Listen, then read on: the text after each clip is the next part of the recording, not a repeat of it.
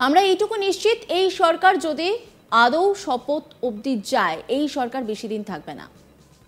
একটা নড়বড়ে সরকার তৈরি হচ্ছে। 15 দিন থেকে 1 মাসের মধ্যে নাটকীয়ভাবে উল্টো গল্প শুরু হয়ে যাবে। এনডিএ সরকার তৈরির আগেই সরকার পড়ে যাওয়ার ভবিষ্যৎবাণী করে দিলেন কুণাল ঘোষ। তিনি বলছেন যে এই সরকার 15 থেকে 1 মাসের মধ্যে পড়ে যাবে। বৃহস্পতিবার সাংবাদিক বৈঠক করেন তৃণমূল নেতা কুণাল ঘোষ। তিনি কেন্দ্রে বিজেপি সরকার গড়া নিয়ে বিস্ফোরক মন্তব্য করে বলেন, আমরা এইটুকু নিশ্চিত, এই সরকার যদি আদৌ শপথ অবধি যায়, এই সরকার বেশি দিন থাকবে না। একটা নড়বড়ে সরকার তৈরি হচ্ছে। 15 দিন থেকে 1 মাসের মধ্যে নাটকীয় ভাবে উল্টো গল্প শুরু হয়ে যাবে। কি বলছেন তিনি, শোনাব আপনাদের। সরকার যদি আদৌ সরকার শপথ অবধিও পৌঁছয়, এই সরকার বেশি দিন থাকবে না। একটা আগাগোড়া নড়বড়ে সরকার তৈরি হচ্ছে, যেটা আদৌ যদি শপথ অবধিও পৌঁছয় তাহলে তার 15 দিন থেকে 1 মাসের মধ্যে থেকে নাটকীয় উল্টো গল্প শুরু হয়ে যাবে। একই সঙ্গে তিনি বলেন, গন্ডগোলটা চলছে আদি বিজেপি বনাম তৎকালীন বিজেপির। আদি বিজেপি ক্ষোভ দেখাচ্ছে নব্য বিজেপির ওপর, দলটাকে হাইজ্যাক করে নিয়েছে। আপনাদের সাংগঠনিক ব্যর্থতা, নীতিগত ব্যর্থতা মেনে নিন। আপনাদের গোষ্ঠীবাজি বাড়ছে, মারামারি হচ্ছে, আর অকারণে তাতে তৃণমূলের নাম জড়াচ্ছেন। এই রাজ্যপাল কতদিন থাকবেন? এই রাজ্যপাল কি আর বেশি দিন থাকবেন? জানি না। রাজ্যপাল রাজ্যের মানুষের রায় দেখতে পাচ্ছেন। কি বলছেন তিনি, শোনাব আপনাদের। সাংগঠনিক ব্যর্থতা, গন্ডগোলটা চলছে আদি বিজেপি বনাম তৎকাল বিজেপি। একাধিক কেন্দ্রে আদি বিজেপিরা ক্ষোভ দেখাচ্ছে নতুন বিজেপিদের উপর, যারা হাইজ্যাক করে নিয়েছে দলটাকে। কেন দলের ফল খারাপ হলো, তোমরা কি করলে? আদি বিজেপিরা বলছে এই নিয়ে মারামারি হয়ে যাচ্ছে। তখন আপনারা তৃণমূলের দিকে আঙুল দিচ্ছেন, তখন আপনারা বলছেন এই হবে ওই হবে। কেন? আপনাদের সাংগঠনিক ব্যর্থতা, নীতিগত ব্যর্থতা, নেতৃত্বের ব্যর্থতা মেনে নিন। যারা আপনারা ভোটে নেতৃত্ব দিয়েছেন, বিজেপিকে আপনারা ডুবেছেন এবং ডুবিয়েছেন। এখন আপনারা এই উস্কানিগুলো দিলে আপনাদের গোষ্ঠীবাজি বাড়ছে, মারামারি বাড়ছে, আর স্থানীয় স্তরে অকারণে একটা গন্ডগোলের পরিবেশ তৈরি হচ্ছে, আর আপনারা সেখানে তৃণমূলের নাম জড়াচ্ছেন। ভোট পরবর্তী হিংসা নিয়ে শুভেন্দু অধিকারী রাজ্যপালকে চিঠি লিখেছেন। তাদের রাজ্যপালের কাছে তিনি আবেদন করেছেন এই সমস্ত প্রয়োজনীয় ব্যবস্থা নিন, এই সমস্ত হিংসা কবলিত এলাকা আপনি পরিদর্শন করুন। রাজ্যপাল কদিন থাকবে না? এই রাজ্যপাল কি খুব বেশি দিন থাকবেন? জানি না। রাজ্যপাল শুভেন্দু অধিকারীর চিঠি দিয়ে উনি কি করবেন? রাজ্যপাল তো রাজ্যের মানুষের রায় দেখতে পাচ্ছেন, রাজ্যের মানুষের রায় রাজ্যপাল দেখতে পাচ্ছেন। সুকান্ত মজুমদার, শুভেন্দু অধিকারী বা বিজেপির যে নেতারা নিজেদের ব্যর্থতা ঢাকতে এখন এই ধরনের চিঠিপত্র অমুক তমুক এইসব দিয়ে যাচ্ছেন, এগুলোর কোনো বাস্তবতা নেই। ওরা নিজেদের দলের আগে নেতৃত্বকে গিয়ে কৈফিয়ত দিক, দলে কেন ডুবেছে, দল কেন ডুবেছে। দিলীপ ঘোষের প্রশ্নের উত্তর দিক আগে সুকান্ত মজুমদার আর শুভেন্দু অধিকারী। যে দিলীপ ঘোষ বলছেন যে তার সময় এতগুলো আসন ছিল, এত % ভোট ছিল, 3 বছরে কি হলো?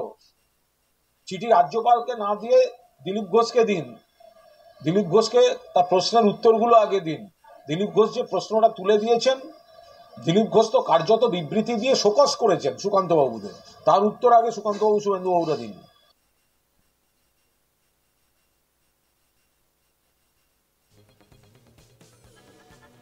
দিলীপ ঘোষের বর্তমান পরিস্থিতি নিয়ে সরব হয়েছেন কুণাল ঘোষ। এবারের লোকসভা নির্বাচনে বিজেপি প্রার্থীর তালিকা প্রকাশ হওয়া থেকে বারবার দিলীপ ঘোষের হয়ে কথা বলতে শোনা গিয়েছে কুণালকে। এমন প্রবীণ নেতা, যিনি দীর্ঘদিন শক্ত হাতে রাজ্যের দায়িত্ব সামলেছেন, তাকে কেন নিজের সংসদ কেন্দ্র থেকে সরিয়ে নতুন কেন্দ্রে দেওয়া হলো, তা নিয়ে এর আগেও অনেক কথাই বলেছেন কুণাল। ফল ঘোষণার পর ফের একই কথা শোনা গেল কুণালের মুখে। সোজাসুজি বললেন, দিলীপ ঘোষ গেরুয়া শিবিরের গোষ্ঠীবাজির শিকার। বর্ধমান দুর্গাপুর থেকে কীর্তি আজাদের কাছে হেরে যাওয়ার পর দিলীপ ঘোষকে বলতে শোনা গিয়েছে, হাতি কাদায় পড়লে ব্যাঙ লাথি মারে। এখন হাতি তো কাদায় পড়ে গেছে। মেদিনীপুরের প্রাক্তন সাংসদের মুখে কাঠিবাজি প্রসঙ্গও শোনা গিয়েছে। তার প্রক্রিয়াতেই কুণাল ঘোষ বলেন ওনার যুক্তি ন্যায্য। কি বলছেন তিনি, শোনাব আপনাদের। বিজেপির নেতা দিলীপ ঘোষের সঙ্গে আমাদের আইডিওলজিক্যাল ব্যাটল, কিন্তু এটা তো ঘটনা। আমরা তো বারবার বলেছি বিজেপির এই গোষ্ঠীদ্বন্দ্ব নিয়ে আমরা তো বারবার কটাক্ষ করেছি, দিলীপ ঘোষ সাংসদ ছিলেন মেদিনীপুর লোকসভা কেন্দ্রে, তিনি মেদিনীপুর লোকসভা কেন্দ্রে 5 বছর সময় দিলেন, আর তাকে শেষ মুহূর্তে গোষ্ঠীবাজির শিকার হয়ে তাকে চলে যেতে হলো একটা নতুন কনস্টিটুয়েন্সিতে, সেখানেও তিনি হারলেন। আর দিলীপ ঘোষের শিবিরের যারা ছিল তারা এমন ক্ষুব্ধ হয়ে বসে রইলেন যে মেদিনীপুরও বিজেপি হেরে গেল এবং খুব আনন্দের সঙ্গে তৃণমূল কংগ্রেস জিতে গেল। তো ফলে দিলীপ ঘোষ তিনি হতে পারেন আদর্শগতভাবে তাদের সঙ্গে আমাদের লড়াই চলবে, কিন্তু একজন সাংসদকে গোষ্ঠীবাজি করে যদি আসন বদল করা হয় তাহলে তার ক্ষোভ বা বক্তব্য যদি কিছু থাকে সে তো ন্যায্য বক্তব্য। আরে দিলীপ বাবু আবার প্রলয় দেখুন, তৃণমূলের বিধায়ক পরিচালক রাজের করা, আর তৃণমূলের বারাকপুর থেকে জিতেছে পার্থ ভৌমিক। শাশ্বত প্রথম যখন দেখা করলেন পার্থ ভৌমিকের সঙ্গে, পার্থ ভৌমিকের একটা ভঙ্গি আছে আবার প্রলয়তে, সেইটা আপনার সঙ্গে করা হয়েছে দলে, ফলে আপনি দলের সঙ্গে সেটা ভালো করে বুঝে নিন।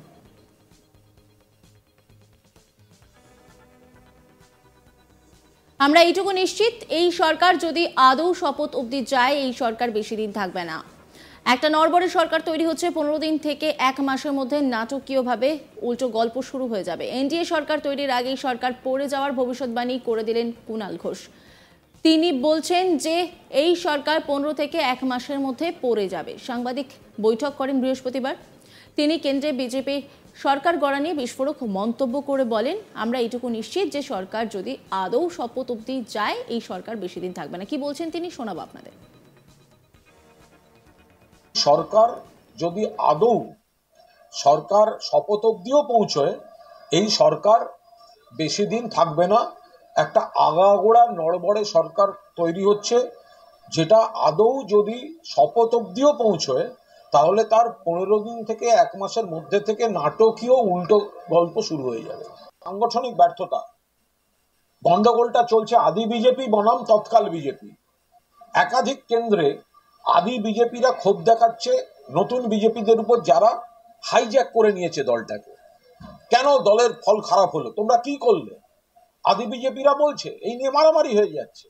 তখন আপনারা তৃণমূলের দিকে আঙুল দিচ্ছেন, তখন আপনারা বলছেন এই হবে ওই হবে। কেন? আপনাদের সাংগঠনিক ব্যর্থতা, নীতিগত ব্যর্থতা, নেতৃত্বের ব্যর্থতা মেনে নিন। যারা আপনারা ভোটে নেতৃত্ব দিয়েছেন, বিজেপিকে আপনারা ডুবেছেন এবং ডুবিয়েছেন। এখন আপনারা এই উস্কানিগুলো দিলে আপনাদের গোষ্ঠীবাজি বাড়ছে, মারামারি বাড়ছে, আর স্থানীয় স্তরে অকারণে একটা গন্ডগোলের পরিবেশ তৈরি হচ্ছে, আর আপনারা সেখানে তৃণমূলের নাম জড়াচ্ছেন। ভোট পরবর্তী হিংসা নিয়ে শুভেন্দু অধিকারী রাজ্যপালকে চিঠি লিখেছেন, তাদের রাজ্যপালের কাছে তিনি আবেদন করেছেন। নজর রাখুন আজ তাক বাংলার ইউটিউব স্ট্রিমিংয়ে।